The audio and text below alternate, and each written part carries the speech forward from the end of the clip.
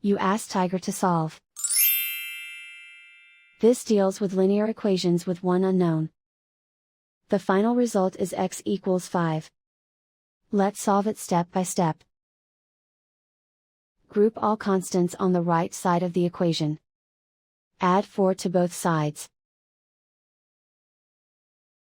Simplify the arithmetic.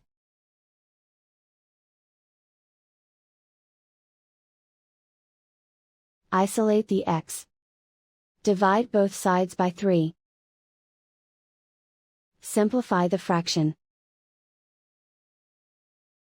Find the greatest common factor of the numerator and denominator. Factor out and cancel the greatest common factor. And so the final result is x equals 5.